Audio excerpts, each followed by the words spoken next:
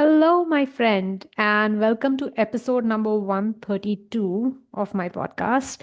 And here we are talking about my weight loss lessons, which I'm learning. I am trying to lose weight again. I have lost around 22 kilos around 7 years back in 2018.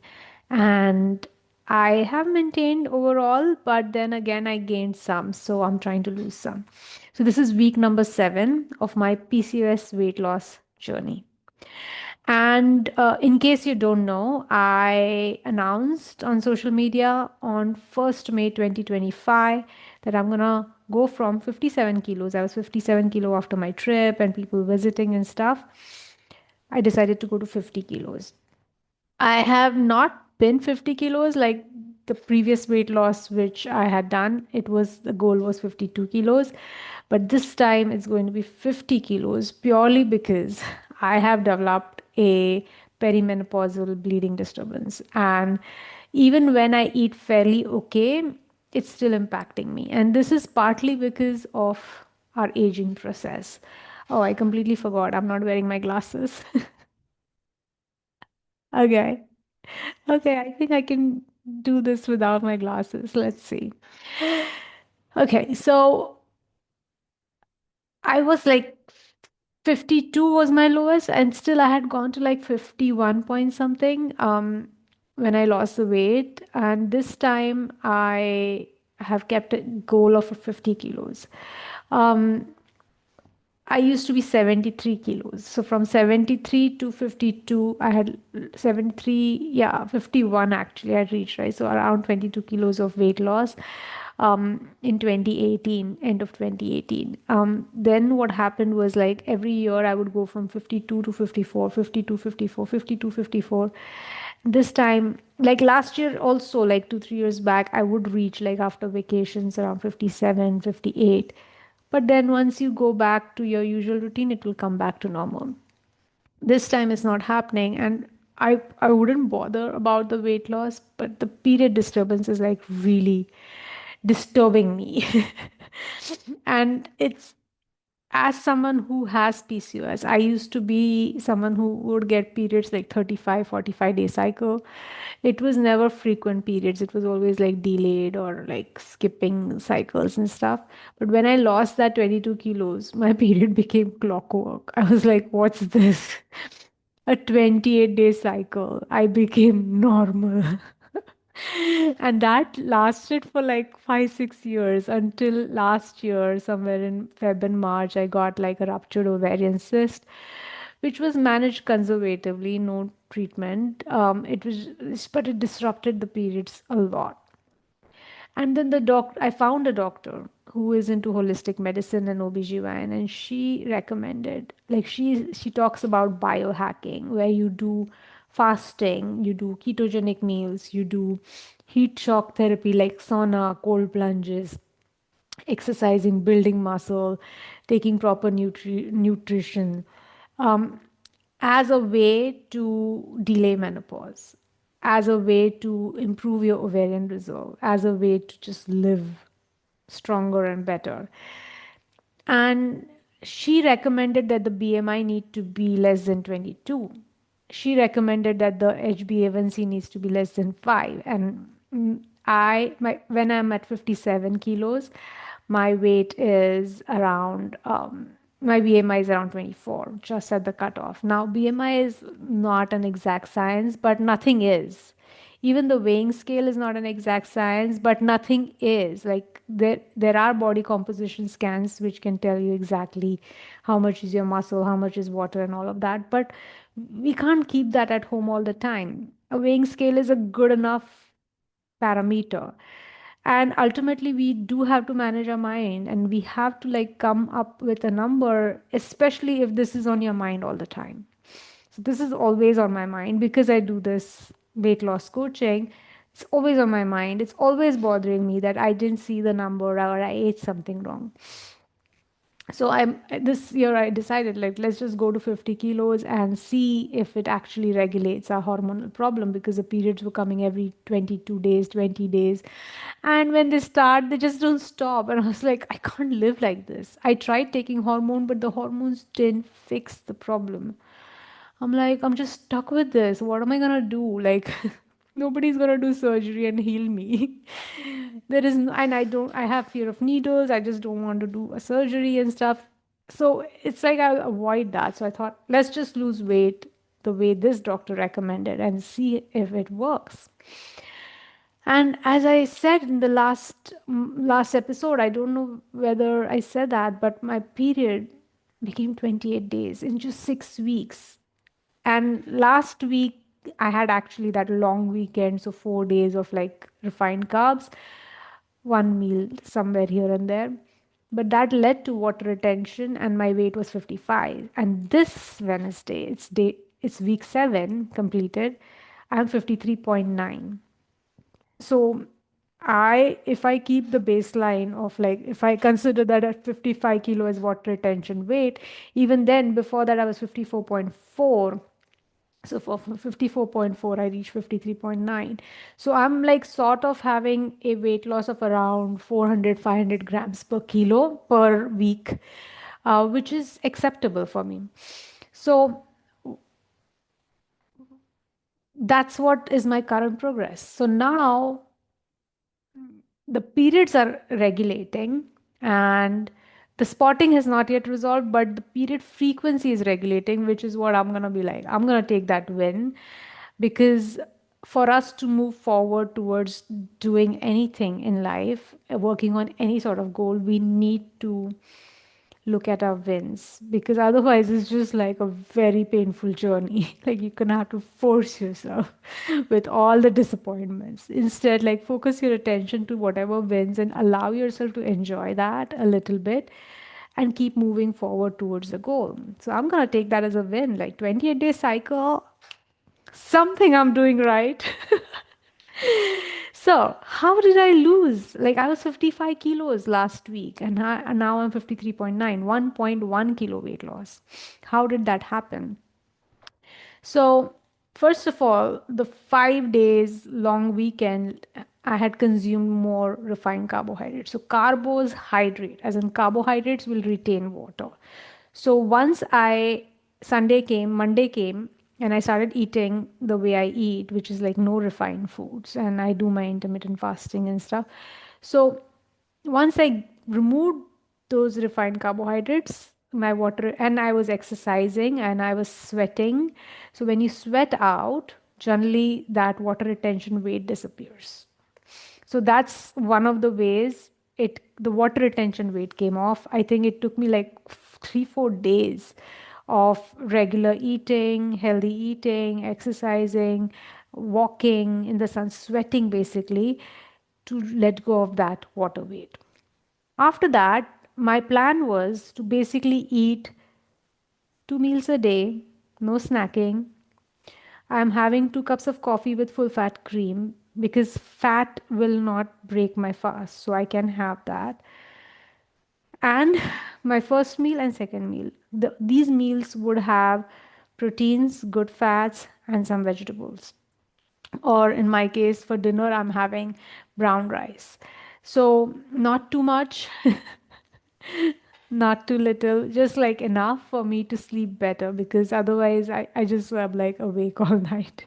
Not awake all night, but I don't sleep well if I completely take off carbohydrates. So now anytime, like this is the plan. Now anytime before I label a plan if it's working or if it's not working, I need to execute it every day of 7 days a week for at least 2 weeks. And after I have done that for 7 days consistently, or like 2 weeks consistently, and if I still don't lose weight, that's when I will change it. And that is not happening for me, right? Because on weekends, I like till date, I will go and eat something very much impulsively. So today's episode, we're going to talk about how we manage our mind around the weekends, how I manage my mind around weekends. Apart from that, I also want to I want to say that I am exercising You don't need to exercise to lose weight, but exercise has a lot of weird benefits. Like, first of all, I use it as therapy because when you are exercising, when you're walking, walking therapy is really good for my brain. I really think that is where I feel at peace because otherwise, as a mindset coach who's completely aware of all the crazy thoughts that I'm thinking, I go mental. I go like, I get really sad with what is going on in my brain. So walking really helps me process those. So I really enjoy doing that. Even like just entering the gym, I want to be someone who goes to gym regularly. I have access to a gym, so I'm going to go there.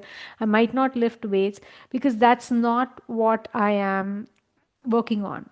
I'm not building an exercise habit or I'm not pushing myself. That's going to happen when I reach 50 kilos. That's when I'm going to start building my muscles and I'm going to build my tones and I'm going to start pushing myself. I'm going to keep data around how I'm exercising. Right now, I'm focusing just on eating. That's my primary goal. Also, I am walking in the sun because sun feels good. Sun on my skin feels really good. I get cold really fast, so going in the sun, even if it's UAE sun, I really enjoy that process. Um, Today it was really uncomfortable because I feel cold now because I'm going into that weight loss process, right? So every time you start losing weight, you'll start feeling cold, you'll start feeling weak. And then when I was running, I really thought I'm gonna faint because I was like walking and running for around 45 minutes in the sun. So one time the sun is like facing me, I cover my face with the cap, but I wear short sleeves and shorts so that my front of my body is at least getting that vitamin D, and then half of the journey is on the backside. So I really thought that, I'm gonna faint and I should just like sit. So there would be like some shrubs and some trees, and I will go and stand there and take a breather. So I know there is some changes happening in my body, but at the same time, the sun is really good for my vitamin D synthesis. It's good for my allergies. It's really good for my hormone regulation because the progesterone, estrogen, all of that gets synthesized under my skin with the cholesterol, with the good fats. That's why it's so important that we need to have some good fats in our diet and need that sun exposure. Apart from that, there is the heat shock proteins, right? It produces a stressor in your body, which is like a sauna experience for me, right? Like that sort of heat exposure is going to push my metabolism further and is going to shuffle my metabolism in a good way. So these are one of the ways, this is one of the way to biohack your age and your aging process basically. So I'm not focusing on exercise and sun. This is just complementary. I've started doing, and I always tell my clients focus on one thing. That's where we are gonna coach on. That's where we are gonna like see where what we do, why we do, and all of that. Because this is uncomfortable work. We don't have to work on all the habits together. I just don't push myself. It's like my bare minimum is just get out of the house, walk a little, get in the gym, do something. So my primary focus is food. My ultimate goal is to wean off refined carbohydrates as much as possible. Not just 80%, like as much as possible. Just become someone who doesn't have refined carbohydrates because it is addictive. It produces that dopamine response. It has that influence on me. And this is typical for anyone who wants to lose weight. You have a very strong influence. The food, the refined foods have created an imprint on your brain because of the dopamine release that they produced. So even when you know it's not good for you, even when you don't like the taste of it, you will see yourself going against your will and eating it. So I just don't want to be that person who eats it regularly. I just want to overcome that hurdle and become that person who is probably like, allergic to it or something. Like think of that way. That's my ultimate goal. Now, so currently I'm still having some, so suppose if like I'm losing weight, right? So I'm going to maintain this current plan. I'm just going to tighten my weekend, But if I tighten my weekend and I stop losing weight, I will look at rice. That is one thing which will, once I eliminate rice, I will lose weight. I know. Right now, I'm not eliminating because I like rice. I'm gonna keep rice. Next thing which I would like to eliminate is sweeteners in the tea and dark chocolate. But right now, I'm keeping it because I'm still losing weight with it. Right. So my this week's work is going to be around weekend meals because I do know, like, I can manage because of the structure of the week, because there is predictability and certainty around the week.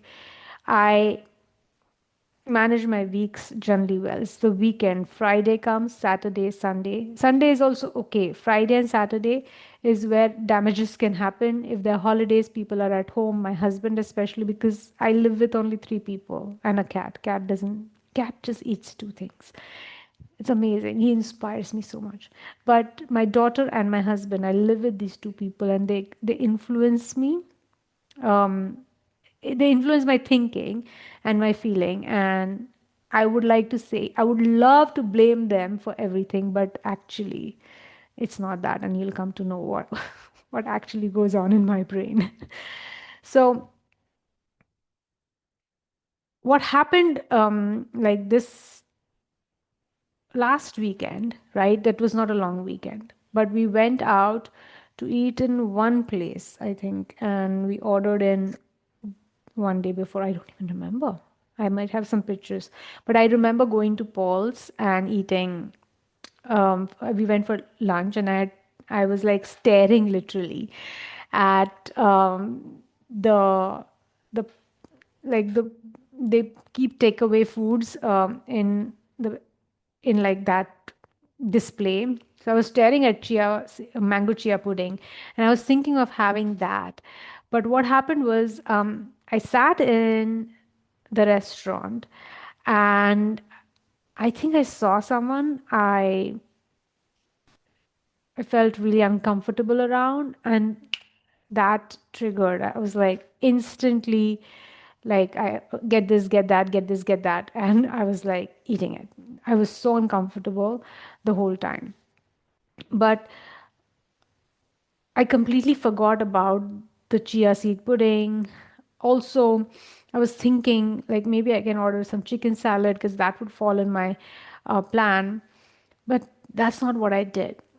Apart from that, I had some bread and a sandwich, and then after that, I had two donuts. So the rebel in me, so there was the one who was uncomfortable around this person, and there was also the rebel who just was like, yeah, she's not going to give us any sort of flour and sugar throughout the week, so let's just eat as much as we want. So I am aware of these parts, and I want to prepare myself before the next weekend starts. And the foods, um, the food that we have generally are just mine. My husband is a vegetarian, so he will order only his food, and his food is so boring, but he loves it so much. So I don't ever want to eat what he's eating. So it's not even him. Like, it's not like he's directly making me eat what I eat, right? I mean, he used to like do that a lot. Like, he used to make me over order because I think he vicariously eats through whatever I eat. He's a vegetarian, but he will want me to order everything. I don't know why. And I caught that early on that it's something weird that he does. I had to tell him that, listen, you focus on your order and I'll focus on mine, considering we don't even share our food. So I can't even blame him for my order decisions.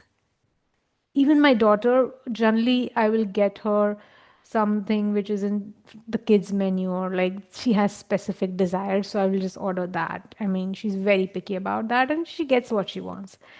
So I can't even blame her for the way I eat. I literally have full freedom to eat whatever I want when I go out. So why do I eat the way I eat on weekends? Now this is probably because I have to let go of the way I eat, right? Now, the foods that I eat are not like exceptionally tasty. They're not. They're like breads. It's like Paul's bread is okay. I love cheesecake factory's bread, but I would still, because they serve it with butter and that olive oil, olive paste, it's it's not exceptional. Like if I decide to do something at home, I wouldn't desire it, but it's the ambiance and it's the weekend, it's my family and we have gone out. Like it's like this weird storytelling dramatic thing which is happening, which has been practiced for many many years. So, all these things play an important role to amplify that dopamine response that I get on the weekends. So, these foods are not like really that great. It's just the way I'm having it is like in my brain, there's some weird affair happening. And the brain remembers that affair, how amazing it feels. That's what it remembers. So, the way I'm going to solve for this affair is by actually practicing a tool called allowing urges to eat these foods. Allowing urges means like you will keep having the desire, but you don't reward yourself with the food. So, it's a mindset hack.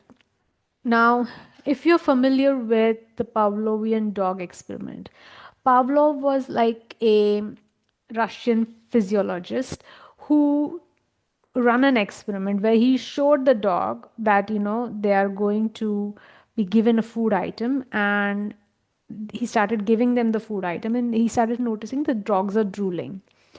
So in the beginning, he was just giving the food and the dog was drooling. Later on, they started ringing a bell when the food was delivered. And they started noticing just ringing the bell would make the dog drool even before the food. Then what they started to do is like the women who were bringing the food, they were wearing a special type of shoes which would make a special type of noise. So even before ringing the bell, just the women shoe noise was making the dogs drool. So that's because the dog's brain had associated between the food, the ringing of bell, and the shoe noise with food. And the response was the drool. Now, how they broke that pattern was like, guess, like they allowed the women to bring the food wearing those shoes. They rang the bell, they let the dog drool, but they did not give the food. The food was not given. So the bell was rung, the shoes were making the noises, the drool was coming, but the food was not given. So they kept on breaking this pattern of not giving the reward, which is the food, and slowly, slowly, the drool stopped coming. Even when the bell rang, even when the women were walking with those clogs, the drool stopped coming because there was no reward. So that's what we have to do when it comes to breaking these weekend patterns. Now, my weekend eating behavior has been conditioned over the last 11 years in Abu Dhabi. I have been doing this consistently on weekends, at least for the last 3 years, because before 8 years, I was working on shifts.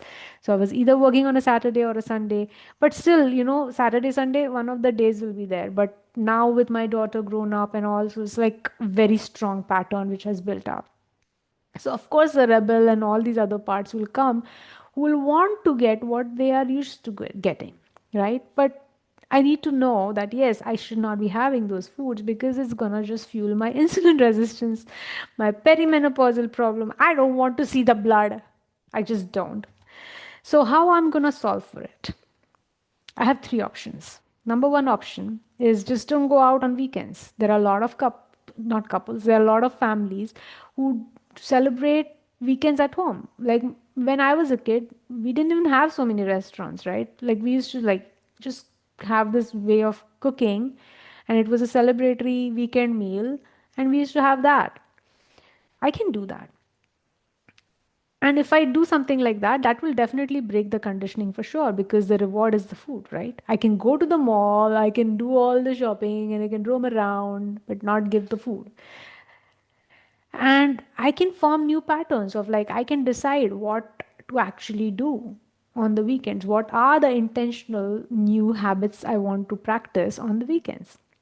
But I don't think my family is going to agree with this plan of mine. And I can still refuse to participate with them if I really care about it. But I really enjoy going out experience and like being with my family on the weekends. At least for now, this phase of my life, I do enjoy it and I want to keep it. I don't know, once my daughter grows up, if we are even gonna be in Abu Dhabi, like one of the reasons why we still stay in Abu Dhabi is because of the kind of food experience we have here.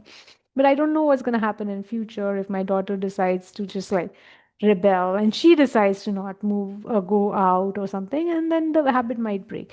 But while it's there, I still want to go out with them on weekends. I don't want to like not go out on weekends with them. So my first option is out, which was basically don't go out on weekends. My second option is basically plan ahead of time, because everything in our brain is decided, but it's already delegated. We already have habits formed, so it's like easy to do those, especially the ones which are dopamine producing, extremely feeling good. We will do it automatically. The way to break those patterns, is by planning ahead of time, where we are using our highest part of our brain, which is our prefrontal cortex. We decide that ahead of time, and we are very much calculated. We predict obstacles and all of that. And this is an excellent option, as I can get an opportunity to review where we are going. Like if we know where we are going, I can review the menu, see what I might crave, and manage my mind around it, clean up those reasons, and come back to eating as planned, find what is there in their menu, be mindful about it, and enjoy it. Unfortunately, I'm married to someone who's extremely indecisive.